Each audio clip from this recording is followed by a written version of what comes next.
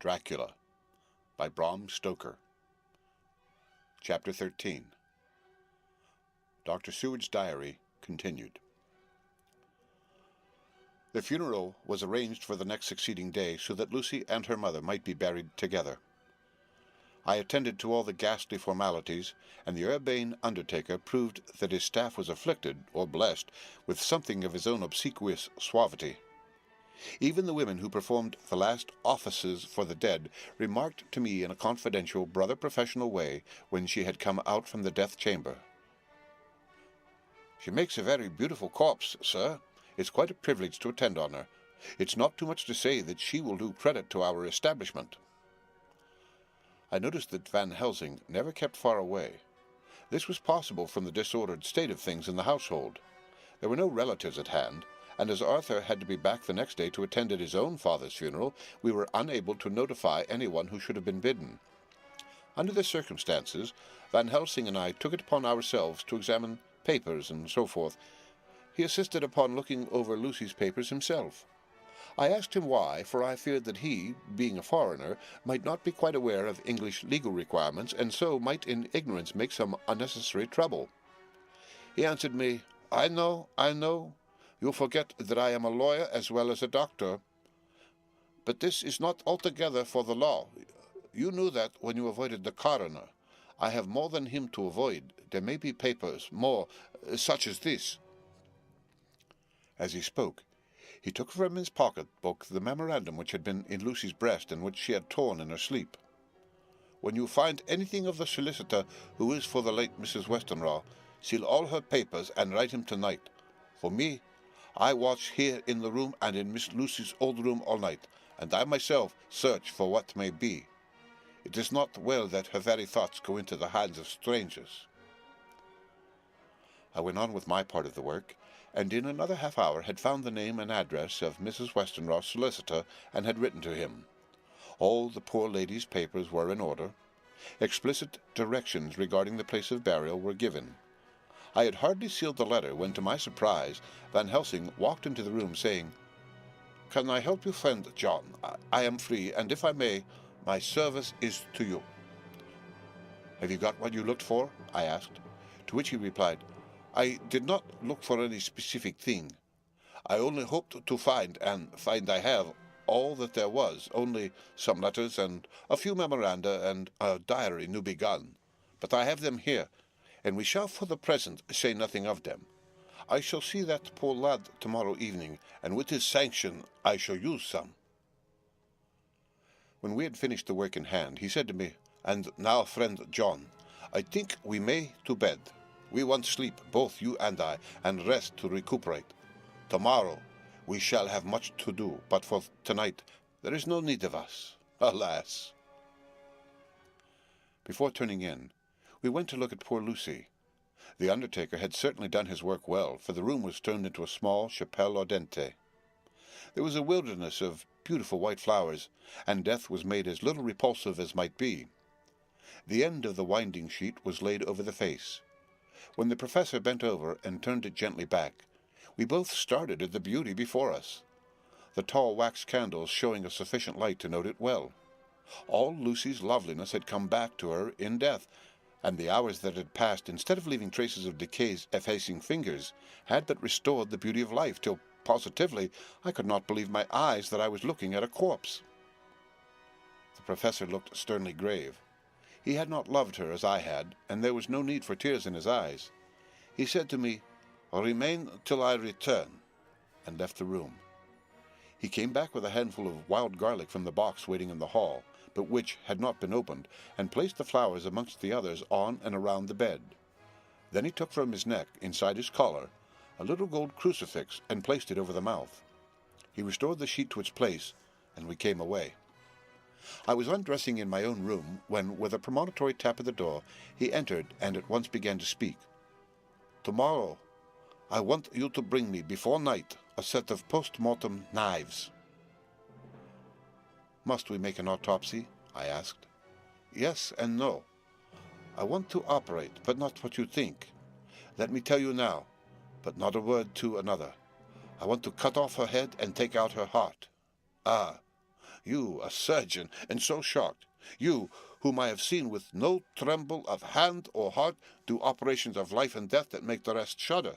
Oh, but I must not forget, my dear friend John, that you loved her, and I have not forgotten it is, for I shall operate, and you must not help. I would like to do it tonight, but for Arthur I must not. He will be free after his father's funeral tomorrow, and he will want to see her, to see it. Then, when she is coffined ready for the next day, you and I shall come when all asleep. We shall unscrew the coffin lid, and shall do our operation, and then replace all, so that none know save we alone. But why do it at all? The girl is dead. Why mutilate her poor body without need? And if there is no necessity for a post-mortem and nothing to gain by it, no good to her, to us, to science, to human knowledge, why do it? Without such it is monstrous. For answer, he put his hand on my shoulder and said with infinite tenderness, Friend John, I pity your poor bleeding heart, and I love you the more because it does so bleed. If I could, I would take on myself the burden that you do bear, but there are things that you know not, but that you shall know, and bless me for knowing, though they are not pleasant things. John, my child, you have been my friend now many years, and yet did you ever know me to do any without good cause? I may err, I am but man, but I believe in all I do. Was it not for these causes that you sent for me when the great trouble came? Yes. Were you not amazed, nay, horrified, when I would not let Arthur kiss his love though she was dying, and snatched him away by all my strength? Yes, and yet you saw how she thanked me with her so beautiful dying eyes, her voice too, so weak, and she kissed my rough old hand and blessed me? Yes, and did you not hear me swear a promise to her that so she closed her eyes grateful? Yes. Well, I have good reason now for all I want to do. You have for many years trusted me. You have believed me weeks past when there be things so strange that you might have well doubt. Believe me yet a little, friend John. If you trust me not, then I must tell what I think, and that is perhaps not well. And if I work, as work I shall, no matter trust or no trust, without my friend trusting me, I work with heavy heart and feel, oh, so lonely when I want all help and courage that may be. He paused a moment, and went on solemnly. Friend John, there are strange and terrible days before us. Let us not be two, but one, that so we work to a good end. Will you not have faith in me? I took his hand and promised him. I held my door open as he went away, and watched him go to his room and close the door. As I stood without moving, I saw one of the maids pass silently along the passage. She had her back to me, so she did not see me, and go into the room where Lucy lay. The sight touched me. Devotion is so rare, and we are so grateful to those who show it unasked to those we love. Here was a poor girl putting aside the terrors which she naturally had of death, to go watch alone by the bier of the mistress whom she loved, so that the poor clay might not be lonely till laid to eternal rest. I must have slept long and soundly, for it was broad daylight when Van Helsing waked me by coming into my room. He came over to my bedside and said, You need not trouble about the knives. We shall not do it. Why not? I asked, for a solemnity of the night before had greatly impressed me. Because, he said sternly, it is too late, or too early. See, here he held up the little golden crucifix. This was stolen in the night. How stolen? I asked in wonder, since you have it now. Because I get it back from the worthless wretch who stole it, from the woman who robbed the dead and the living. Her punishment will surely come, but not through me. She knew not altogether what she did, and thus unknowing she only stole. Now we must wait. He went away on the word, leaving me with a new mystery to think of, a new puzzle to grapple with. The forenoon was a dreary time, but at noon the solicitor came, Mr. Marquand, of Holman Sons, Marquand and Lidderdale. He was very genial and very appreciative of what we had done, and took off our hands all cares as to details. During lunch, he told us that Mrs. Westenra had for some time expected sudden death from her heart, and had put her affairs in absolute order. He informed us that, with the exception of a certain entailed property of Lucy's father, which now, in default of direct issue, went back to a distant branch of the family, the whole estate, real and personal, was left absolutely to Arthur Holmwood. When he had told us so much, he went on. Frankly, we did our best to prevent such a testamentary disposition, and pointed out certain contingencies that might leave her daughter either penniless or not so free as she should be to act regarding a matrimonial alliance.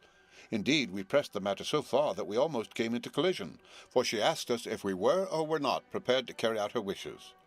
Of course, we then had no alternative but to accept. We were right in principle, and 99 times out of 100 we should have proved, by the logic of events, the accuracy of our judgment.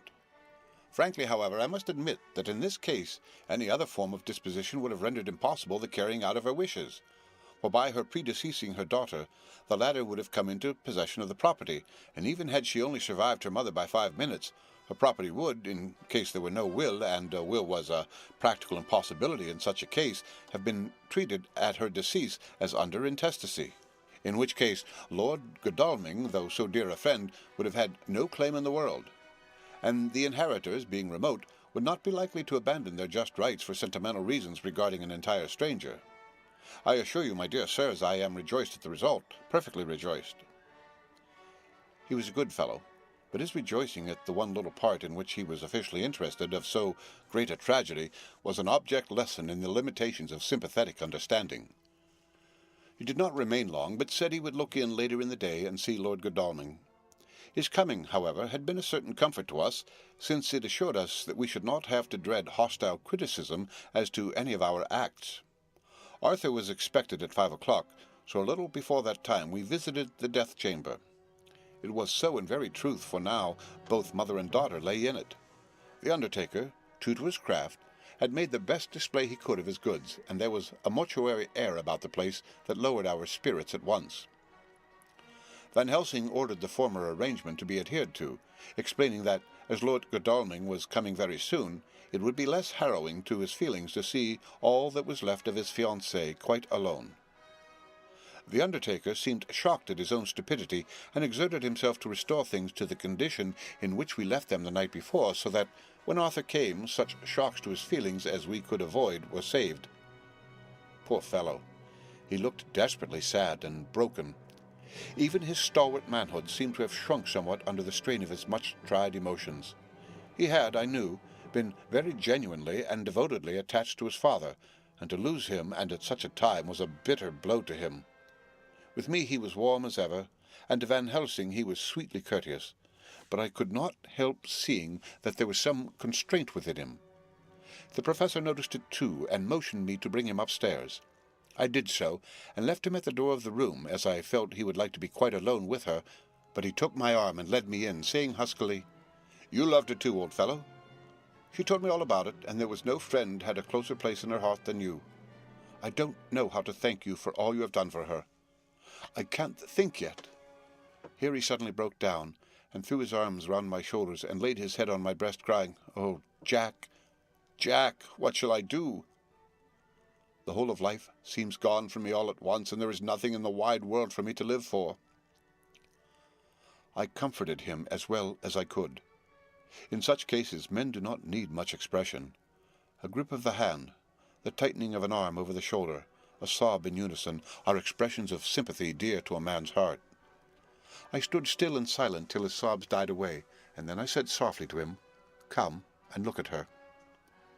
Together we moved over to the bed, and I lifted the lawn from her face. God, how beautiful she was!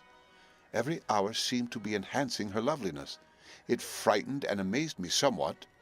And as for Arthur, he felt a trembling, and finally was shaken with doubt as to with an egg. At last, after a long pause, he said to me in a faint whisper, "Jack, is she really dead?" I assured him sadly that it was so, and went on to suggest, for I felt that such a horrible doubt should not have life for a moment longer than I could help, that it often happened that after death faces become softened, and even resolved into their youthful beauty, that this was especially so when death had been preceded by an acute or prolonged suffering. I seemed to quite do away with any doubt, and after kneeling beside the couch for a while and looking at her lovingly and long, he turned aside. I told him that that must be good-bye, as the coffin had to be prepared, so he went back and took her dead hand in his and kissed it, and bent over and kissed her forehead. He came away, fondly looking back over his shoulder at her as he came. I left him in the drawing-room and told Van Helsing that he had said good-bye, so the latter went to the kitchen to tell the undertaker's men to proceed with the preparations and to screw up the coffin. When he came out of the room again, I told him of Arthur's question, and he replied, "I am not surprised. Just now I doubted for a moment myself." We all dined together, and I could see that poor Art was trying to make the best of things. Van Helsing had been silent all dinner-time, but when we had lit our cigars, he said, "Lord—" But Arthur interrupted him. "No, no, not that, for God's sake. Not yet, at any rate. Forgive me, sir. I did not mean to speak offensively. It is only because my loss is so recently." The professor answered very sweetly, "I only used that name because I was in doubt. I must not call you Mr., and I have grown to love you, yes, my dear boy, to love you as Arthur." Arthur held out his hand and took the old man's warmly. "Call me what you will," he said. "I hope I may always have the title of a friend, and let me say that I am at a loss for words to thank you for your goodness to my poor dear." He paused a moment and went on. "I know that she understood your goodness even better than I do, and if I was rude or in any way wanting at the time you acted so, you remember—" The professor nodded. "You must forgive me." He answered with a grave kindness, "I know it was hard for you to quite trust me then, for to trust such violence needs to understand, and I take it that you cannot trust me now, for you do not yet understand. And there may be more times when I shall want you to trust when you cannot and may not and must not yet understand. But the time will come when your trust shall be whole and complete in me, and when you shall understand as though the sunlight shone himself through, then you shall bless me from first to last for your own sake, and for the sake of others, and for her dear sake, to whom I swore to protect." "And indeed, sir," said Arthur warmly, "I shall and always trust you. I know and believe you have a very noble heart, and you are Jack's friend, and you were hers. You shall do what you like." The professor cleared his throat a couple of times, as though about to speak, and finally said, "May I ask you something now?" "Certainly." "You know that Mrs. Westenra left you all her property?" "No. Poor dear, I never thought of it." "And as it is all yours, you have a right to deal with it as you will.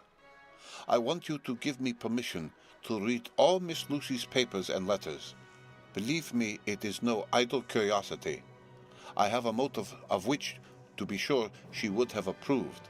I have them all here. I took them before we knew that all was yours, so that no strange hand might touch them, no strange eyes look through words into her soul. I shall keep them if I may. Even you may not see them yet, but I shall keep them safe. No word shall be lost, and in the good time I shall give them back to you. It is a hard thing that I ask, but you will do it, will you not, for Lucy's sake?" Arthur spoke out heartily, like his old self. "Dr. Van Helsing, you may do what you will. I feel that in saying this I am doing what my dear one would have approved. I shall not trouble you with questions till the time comes." The old professor stood up as he said solemnly, "And you are right. There will be pain for all of us, but it will not be all pain, nor will this pain be the last. We, and you too, you most of all, dear boy, will have to pass through the bitter water before we reach the sweet. But we must be brave of heart and unselfish, and do our duty, and all will be well." I slept on a sofa in Arthur's room that night. Van Helsing did not go to bed at all. He went to and fro as if patrolling the house, and was never out of sight of the room where Lucy lay in her coffin, strewn with the wild garlic flowers which sent through the door the odor of lily and rose, a heavy, overpowering smell into the night.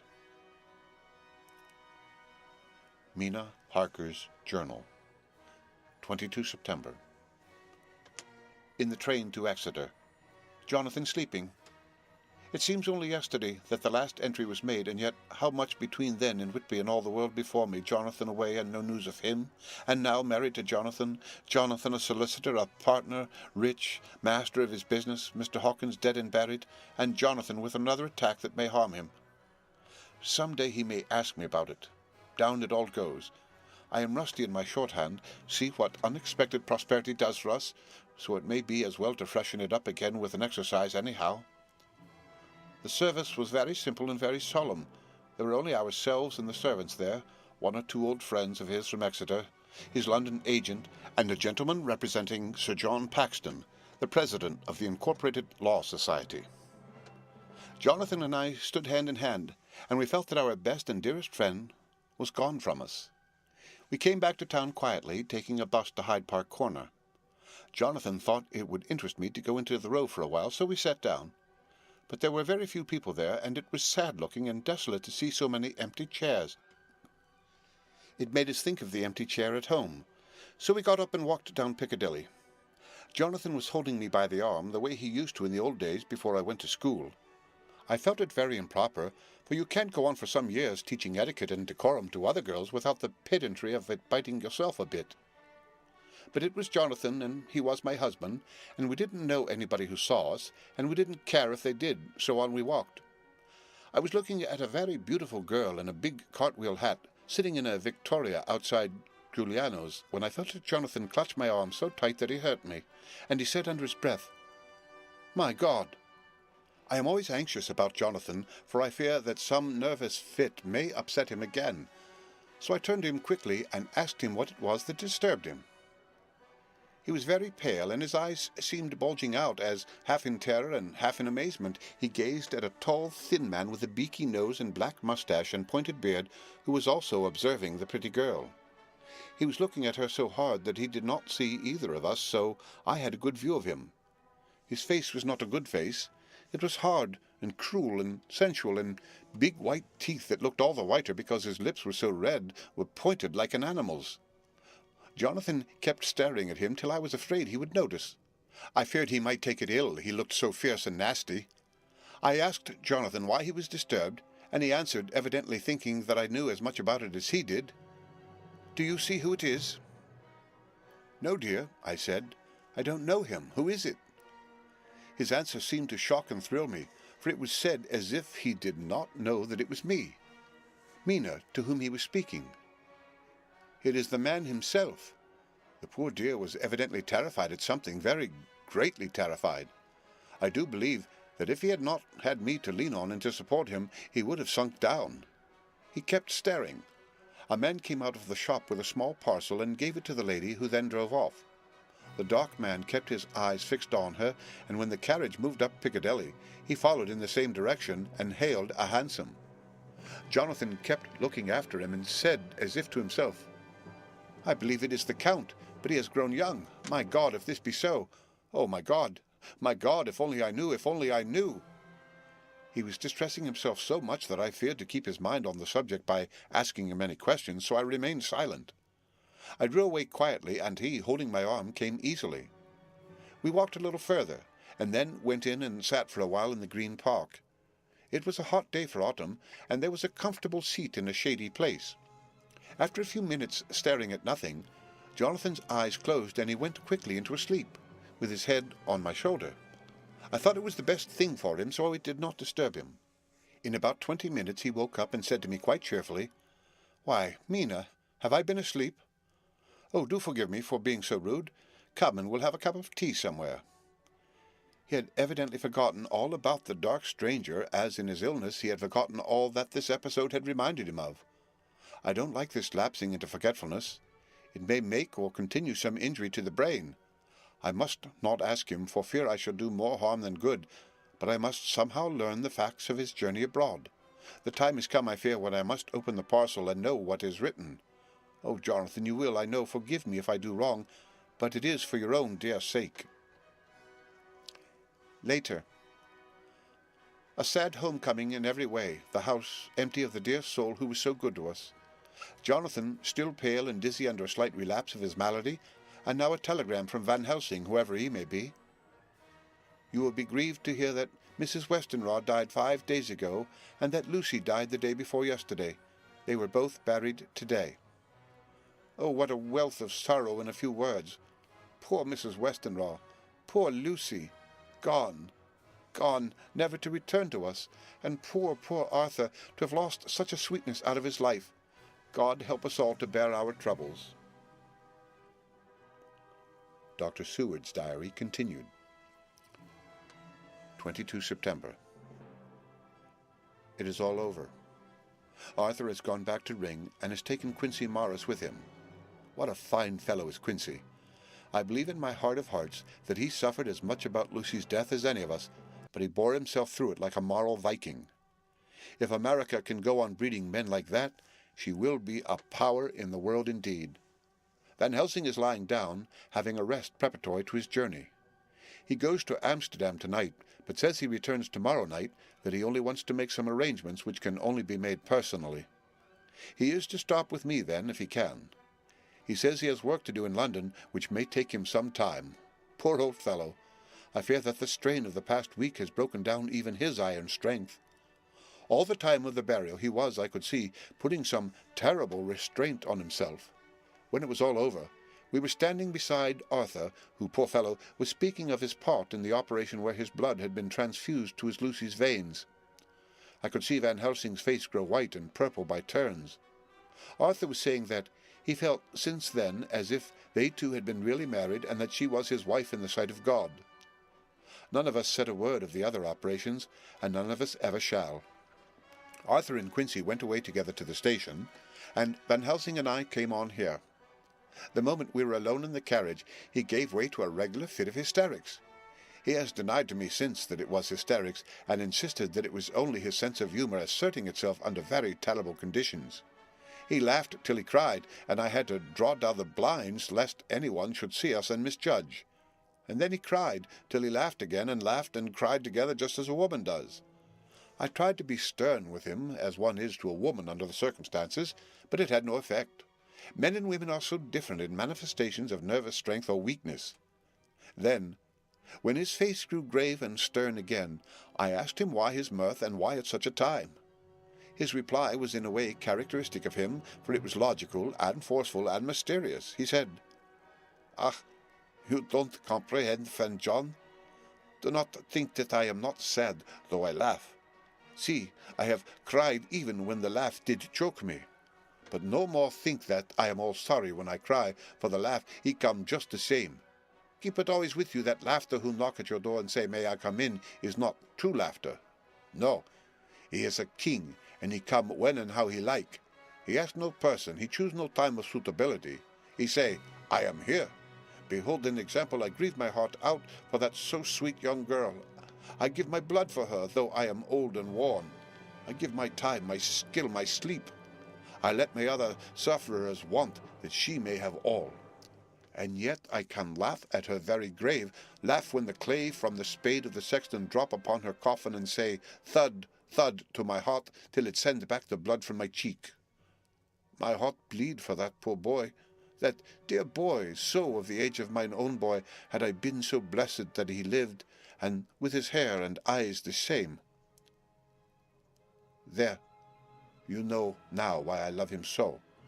And yet, when he say things that touch my husband heart to the quick, and make my father heart yearn to him as to no other man, not even you, friend John, for we are more level in experiences than father and son, yet even at such a moment King laugh, he come to me and shout and bellow in my ear, here I am, till the blood come dance back, and bring some of the sunshine that he carry with him to my cheek. Oh, friend John, it is a strange world. A sad world, a world full of miseries and woes and troubles. And yet when King Laugh come, he make them all dance to the tune he play. Bleeding hearts and dry bones of the churchyard and tears that burn as they fall all dance together to the music that he make with that smile his mouth of him. Oh, and believe me, friend John, that he is good to come and kind. Ah, we men and women are like ropes drawn tight with strain that pull us different ways. Then tears come, and like the rain under the ropes, they brace us up, until perhaps the strain become too great and we break. But King Laugh, he come like the sunshine, and he ease off the strain again, and we bear to go on with our labor, what it may be. I did not like to wound him by pretending not to see his idea, but as I did not yet understand the cause of his laughter, I asked him. As he answered me, his face grew stern, and he said in quite a different tone, Oh, it was the grim irony of it all. This so lovely lady garlanded with flowers that looked so fair as life till, one by one, we wondered if she were truly dead. She laid in that so fine marble house in that lonely churchyard where rest so many of her kin, laid there with the mother who loved her and whom she loved, and that sacred bell going toll, toll, toll, so sad and slow, and those holy men with the white garments of the angel pretending to read books, and yet all the time their eyes never on the page, and all of us with the bowed head. And all for what? She is dead, so, is it not? Well, for the life of me, Professor, I said, I can't see anything to laugh at in all that. Why, your expression makes it a harder puzzle than before. But even if the burial service was comic, what about poor Art and his trouble? Why, his heart was simply breaking. Just so. Said he not that the transfusion of his blood to her veins had made her truly his bride? Yes, and it was a sweet and comforting idea for him. Quite so. But there was a difficulty, friend John. If so that, then what about the others? Then this so sweet maid is a polyandrist, and me, with my poor wife dead to me but alive by church's law, though no wits all gone, even I, who am faithful husband to this now no wife, am bigamist. I don't see where the joke comes in there either, I said, and I did not feel particularly pleased with him for saying such things. He laid his hand on my arm and said, Friend John, forgive me if I pain. I showed not my feeling to others when it would wound, but only to you, my old friend, whom I can trust. If you could have looked into my heart then when I want to laugh, if you could have done so when the laugh arrived, if you could do so now when King Laugh have packed up his crown and all that is to him, for he go far, far away from me and for a long, long time, maybe you would perhaps pity me the most of all. I was touched by the tenderness of his tone and asked why. Because I know. And now we are all scattered, and for many a long day, loneliness will sit over our roofs with brooding wings. Lucy lies in the tomb of her kin, a lordly death house in a lonely churchyard, away from teeming London, where the air is fresh, and the sun rises over Hampstead Hill, and where wildflowers grow of their own accord. So I can finish this diary, and God only knows if I shall ever begin another. If I do, or if I even open this again, it will be to deal with different people and different themes, for here, at the end, where the romance of my life is told, ere I go back to take up the thread of my life work, I say sadly and without hope, finis. The Westminster Gazette, 25 September. A Hampstead Mystery. The neighbourhood of Hampstead is just at present exercised with a series of events which seem to run on lines parallel to those of what was known to the writers of headlines as the Kensington Horror, or the Stabbing Woman, or the Woman in Black. During the past 2 or 3 days, several cases have occurred of young children straying from home or neglecting to return from their playing on the heath. In all these cases, the children were too young to give any properly intelligible account of themselves, but the consensus of their excuses is that they have been with a bloofer lady. It has always been late in the evening when they have been missed, and on 2 occasions the children have not been found until early in the morning the following day. It is generally supposed in the neighbourhood that, as the first child missed gave as his reason for being away that a bloofer lady had asked him to come for a walk, the others had picked up the phrase and used it as occasion served. This is the more natural, as the favourite game of the little ones at present is luring each other away by wiles. A correspondent writes us that to see some of the tiny tots pretending to be the bloofer lady is supremely funny. Some of our caricaturists might, he says, take a lesson in the irony of grotesque by comparing the reality and the picture. It is only in accordance with general principles of human nature that the bloofer lady should be the popular role at these alfresco performances. Our correspondent naively says that even Ellen Terry could not be so winningly attractive as some of these grubby-faced little children pretend and even imagine themselves to be. There is, however, possibly a serious side to the question, for some of the children, indeed all who have been missed at night, have been slightly torn or wounded in the throat. The wounds seem such as might be made by a rat, or a small dog, and although of not much importance individually, would tend to show that whatever animal inflicts them has a system or method of its own. The police of the division have been instructed to keep a sharp lookout for straying children, especially when very young, in and around Hampstead Heath, and for any stray dog which may be about. The Westminster Gazette, 25 September. Extra Special. The Hampstead Horror, another child injured, the Bloofer Lady. We have just received intelligence that another child missing last night was only discovered late in the morning under a furze bush at the Shooter's Hillside of Hampstead Heath, which is perhaps less frequented than the other parts. It has the same tiny wound in the throat as has been noticed in other cases. It was terribly weak and looked quite emaciated. It, too, when partially restored, had the common story to tell of being lured away by the Bloofer Lady. The end of Chapter 13. Read by Rick Kistner for Lit to Go on